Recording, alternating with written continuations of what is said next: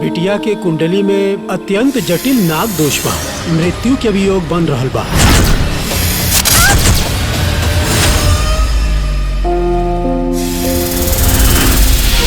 जबुल रही धरती अंबर, पर्वत नदिया सात समंदर। कब तक ये पृथ्वी लोक में भटकल जाई, अपन नाग लोक कब चलल जाई? वो शुभ घड़ी अति शीघ्र आवे वाला बाटे नागेश्वरी। दिल धड़क धड़क के बोले, सांप के कटला से मरल मुर्दा के जिंदा करे के महारत हासिल बा गुरु माँ के। अलग कालिका चंडालिका। नागिन की आत्मा रउआ बच्ची में डाल के प्रकृति के विरुद्ध काम कइले बानी। नागेश्वरी जौना तरीके से नागेश्वरी के प्राण वो बच्ची में डाल के वो बच्ची के जिंदा कइले बाड़े ना, वही तरीके से वो बच्ची के अंदर से अपने नागेश्वरी के प्राण निकाल के अपना नागेश्वरी के जिंदा करा।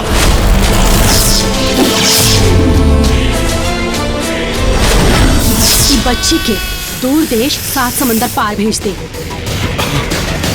बच्ची 7 समुंदर पार चल गई,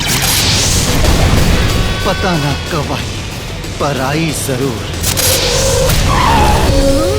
12 वर्ष नागेश्वरी के वियोग में तड़पला के बाद एक कैसन विचित्र फल देले बानी। रानी के साक्षात नागेश्वरी के रूप में भेज देले बानी।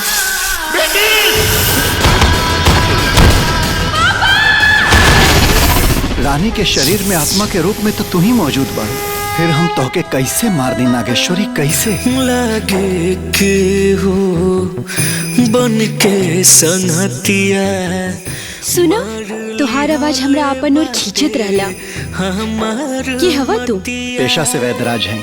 वैदराज? खींच रहल बाटे कैसन। आपके बाबूजी बिल्कुल ठीक हो जाइए मैडम जी। हो गई। Thank you so much Raj. I love you. रनिया के बाप के गुलामी कैली ताकि तोर बियाह ओकरा साथे करके ओकर सारा जायदाद पे कुंडली मार के बैठ सके। बैदराज के अपन पति चुन ले बिया तो हमार बेटी के बियाह बैदराज से ही हुई।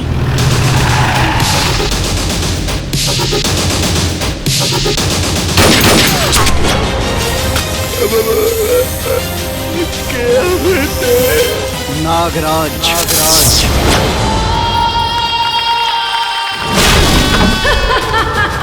ते अपन बेटी के बियाह एगो बहरो बियाह से करा के ओकर जीवन तबाह कर देले बाड़ी।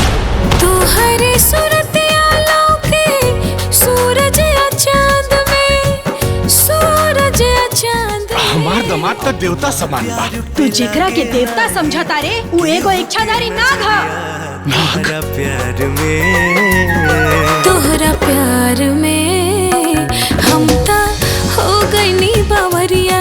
तोहरा प्यार में तोहार पति इच्छाधारी नाग हो। तोहार कसम बेटा। बाबूजी जन कहता ना तो हम सब सच बा।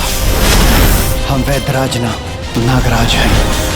और दुष्ट नागराज के नाश कर और मणि अर्चित कर ले, फिर दुनिया हमरा मुट्ठी में हुई। आज से हमरे रानी के प्रताड़ित करके एक बार फिर से हमार तब भंग कैले बाड़े। आज तोरा के मृत्यु दंड मिली। मृत्यु दंड, मृत्यु दंड।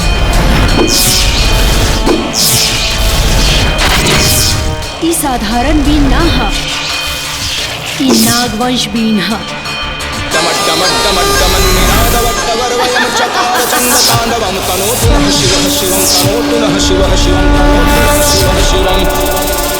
महादेव मन में बसे, सिर पे है महाकाल का ताज।